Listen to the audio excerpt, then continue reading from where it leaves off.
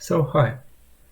Um, I have this little project. I was interested in learning about Lagrangian and Eulerian representation of fluid flow. So, gathered some information, and I've decided to make a small presentation regarding this topic. I was most inspired, and I use a lot of stuff from James F. Price's essay on this topic. I used the same notation just in case you will be interested in, and you could follow his work, which you can find using this link. Actually, I'm covering just a fraction of stuff that he's done, and I will not delve into everything, just this small fraction. So let's start with a basic question regarding fluid flow or any flow for that reason. What is a flow? So maybe your first idea was to think about a river, and if it was, I guess I have a question for you. Do you think about rivers as something that is composed of millions and millions and billions of water particles and other stuff? Um, I guess I doubt it. I do not think about it myself. But let's say we take an example of a landslide, and then you think that it is composed of mud, rocks, I don't know what, someone's house. You start to think a little bit more about the composition and what is actually it's formed from, and maybe even just a crowd of people is something like a flow, and the number of elements that are composing this flow is, you can count it. Anyway, let's talk about actually how you can measure the flow, and it will be related to both Eulerian and Lagrangian approach. So here are some examples. There's a photo of this, image of this old propeller.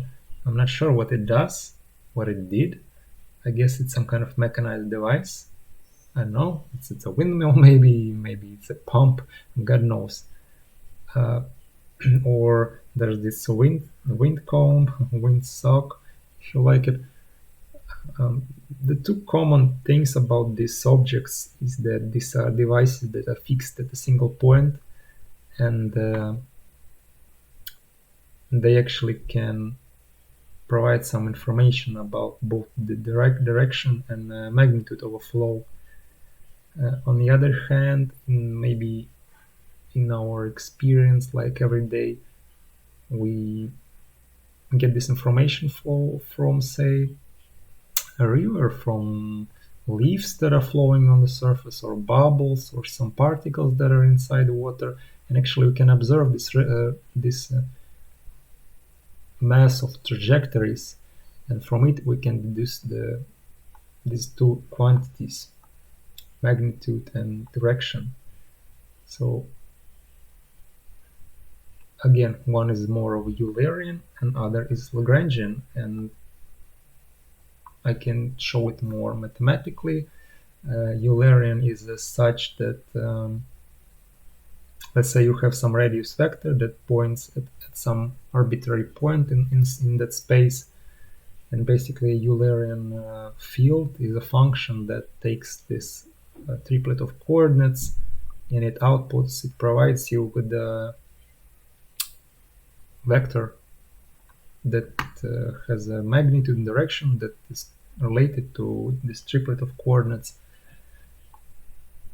So very similar to this propeller and wind cone that are sampling the velocity at some point. And actually, a side note, that both the position actually and the sampling position and time are both independent variables in this case. When we're talking about Lagrangian approach, we are more interested in particle trajectories. Here's a simplified drawing of a single trajectory. here what's important that this radius vector, it's not actually independent. It is a dependent variable which depends on time. These both approaches, well, this Lagrangian trajectory is not exactly Lagrangian velocity yet, but still it's like a base thing that's still important because Eulerian approach is very popular in theoretical, say, hydrodynamics, I don't know, like computational fluid dynamics. For most part, they use a Eulerian approach, but of course, there are models that have to model like each particle separately or its interaction with the flow that is described in Eulerian form. But still, for most part, I think CFD works with Eulerian approach. And then from, say, experiments, from practical standpoint, we can study flows using tracing particles, like here in particle image velocimetry. Again, we take pictures of trajectories and we try to restore the Eulerian field from it. One again caveat that if I've drawn here a single trajectory, of course it's simply not enough information to describe something that comes close to full Eulerian field. Actually, you need a lot more particles. Ideally, of course, if you're doing with analytics, I'm not sure if it's possible, but you would get infinite amount of particles. So actually our trajectory is more kind of a function or a set of trajectories, maybe possibly infinite set, and each different particle is identified by identifier A. And again, to simply put it, this A is just some particle position at some reference time t0. And in this case, in this description of trajectories, we have two, it's not two, it's actually like 3 plus 1, but still like one spatial and one temporal independent variable, which is something you see in Eulerian approach. But still, we are one step before actually getting Lagrangian velocity. And if you've studied kinematics, I don't know, entry mechanics, then you remember that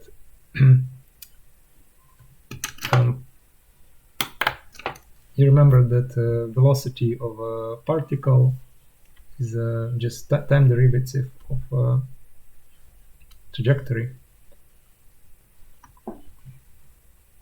But in our case, with this more complex function, we actually, to get the velocity of a single particle, we actually have to select this particle and keep our eyes. We have to know which was that particle. Actually, we have to keep a particle identifier fixed. And using this description, we see it's basically as a taking a partial derivative, and thus this definition. I have a small presentation for you when it comes to these degrees of freedom. Say we can select some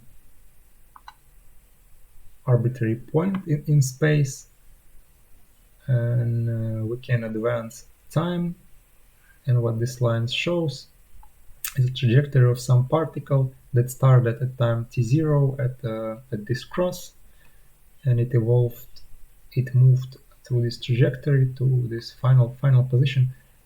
And again, this cross is actually one of the degrees of freedom. It's an identifier, and the second degree, of course, is time. Oh, that's out of the way.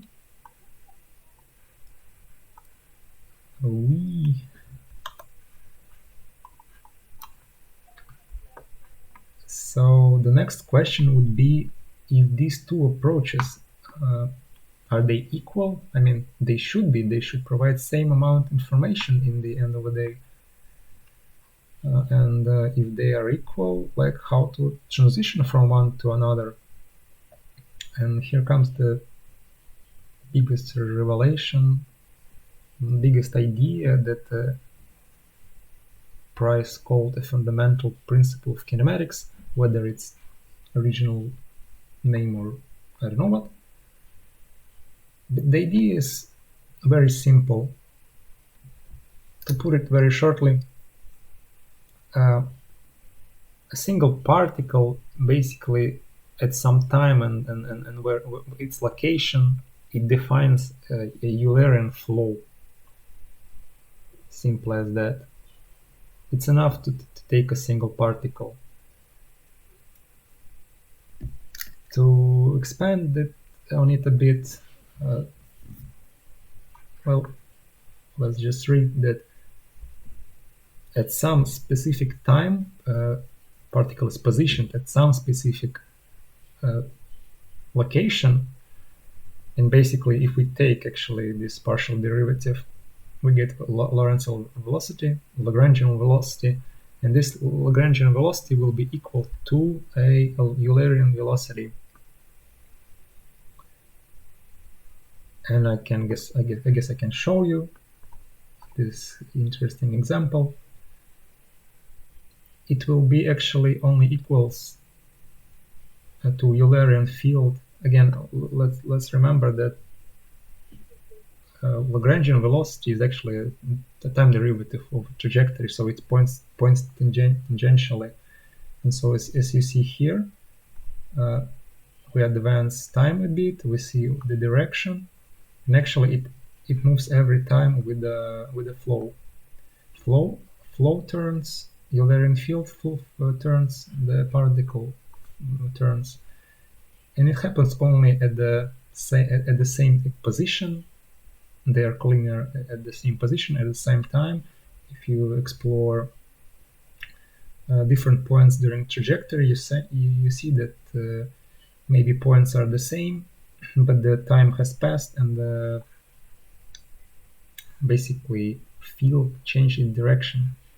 They do not correspond only when these conditions are satisfying, position and time. Kind of cool. I don't know. That means we have Eulerian velocity from trajectories, but it's not that useful right now, because you cannot really predict or control. If you want to select a special time, some arbitrary time 3, I don't know, a bit less, 2.5, and you want to sample a 0.46, for example, you actually have to find a particle that will be there at that time, and by taking its derivative you will know the Lorentzian and thus Lagrangian, thus Eulerian velocity, and actually you have to search for it, and it's not easy. So to solve this problem, what we could do is to actually invert the relation of the trajectory. What it means actually, your trajectory, you feed it basically initial position at time t0 and some final position, I don't know, t0 plus delta t, and it gives you like the final position, of course. And if you solve it for initial position, you can ask the following: I give you the final position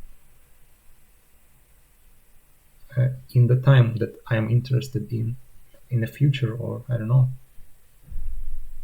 depends on your perspective. I give you the final position and I ask you where was that particle at time t0. So basically we can find the particle in a point that we are actually interested in end time.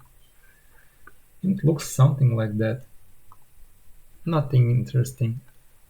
It's just we can move final position now, and it will show you what was the initial position.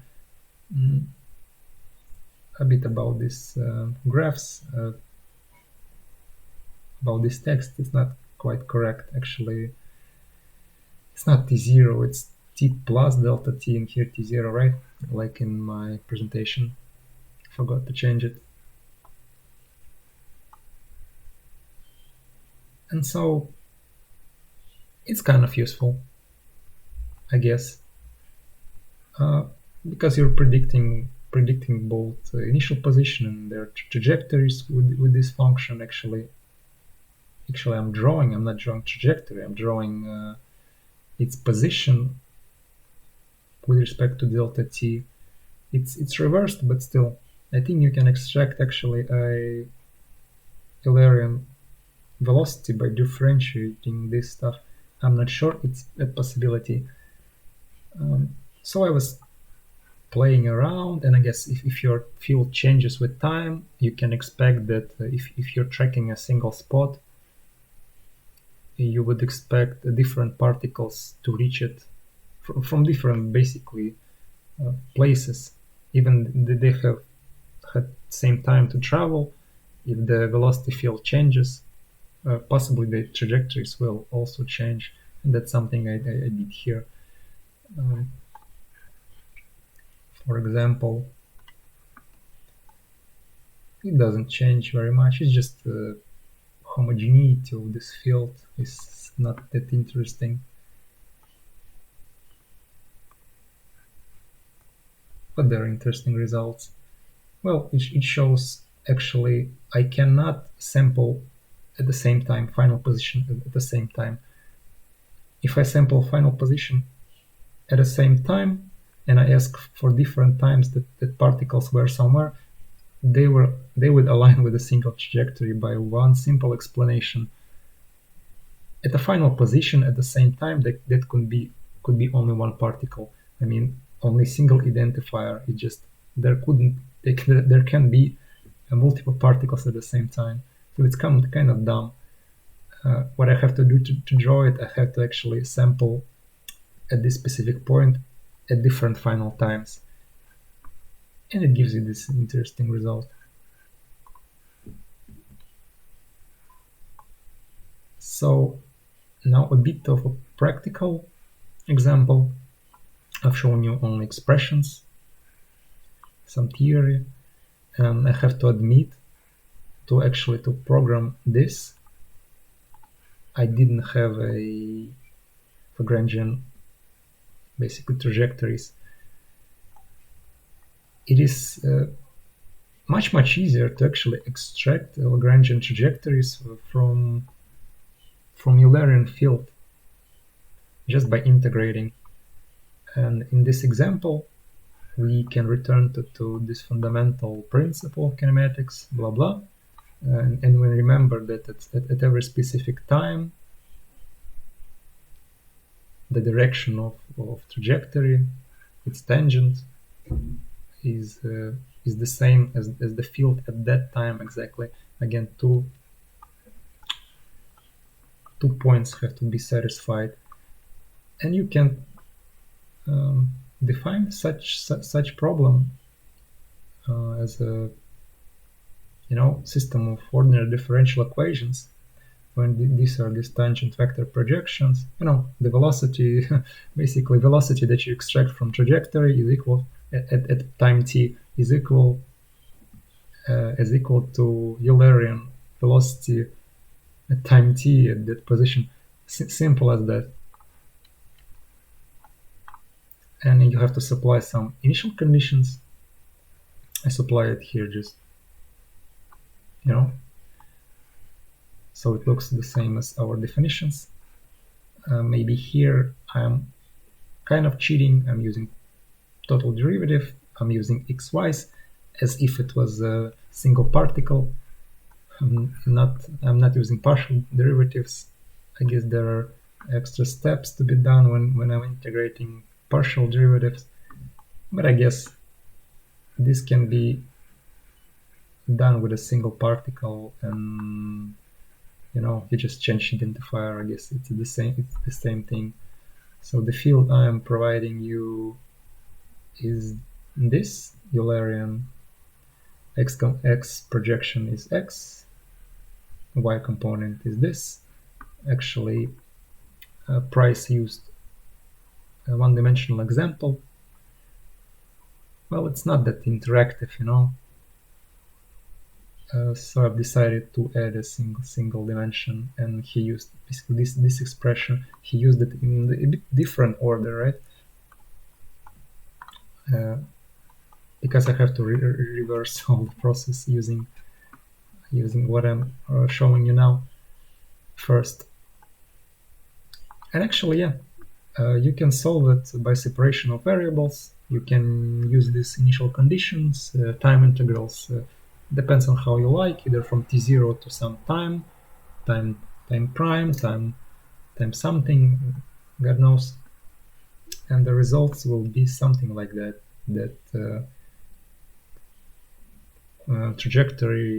final trajectory at some t0 plus delta t will be basically proportional to exponent linearly to starting position, and y component is such, basically linear with space and linear with time. And again, you can rewrite it as a vector, as a tuple, which is dependent on initial position and time variables. So now we have a trajectory.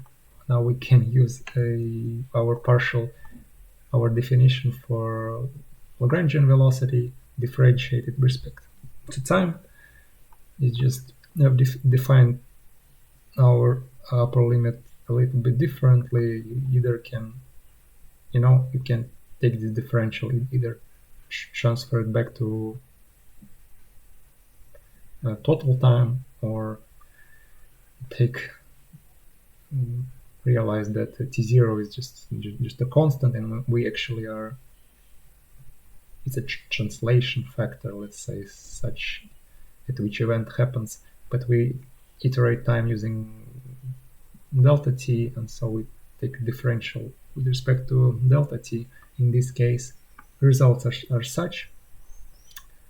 You can interpret it somewhat easily. In this case, so Lagrangian velocity, exponential time for x component, linear blah blah blah, and constant to respect to, constant y component. We can possibly compare it with the Eulerian velocity, but we have to do few more steps. Actually, I wanted to prove that this fundamental principle of kinematic holds, that it is satisfied. Again, we have to only follow this equality and check if it works. I could have maybe done it keeping all the independent variables, just to make it brief, not to trash everything here. I got rid of the time independent variables, kept only the spatial. Just simply by plugging in time expressions, you get the Lorentzian velocities are so.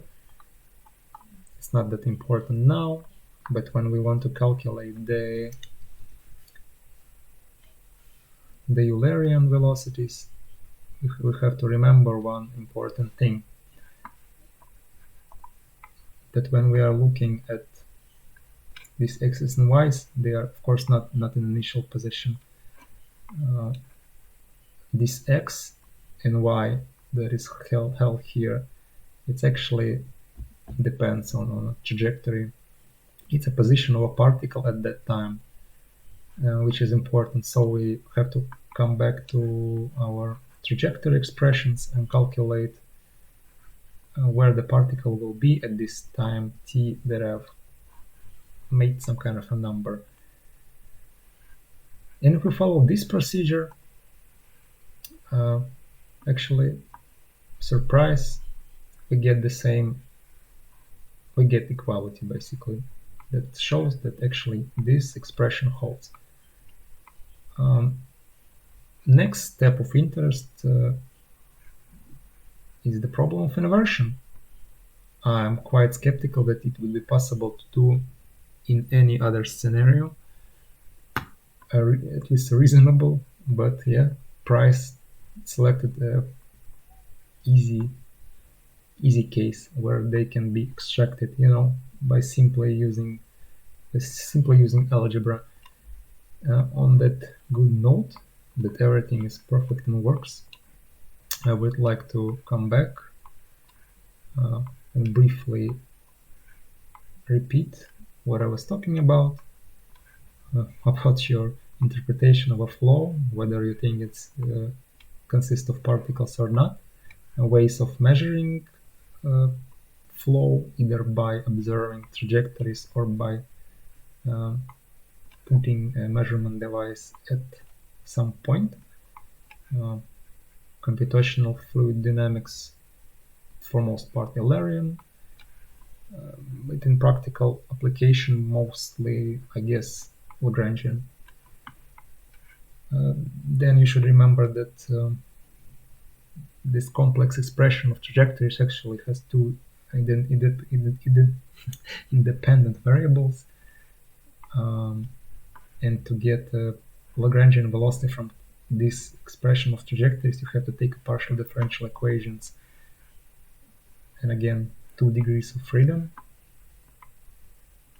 And there was a question how to get from one to another, from Lagrangian to Eulerian, and using this fundamental principle of kinematics, we can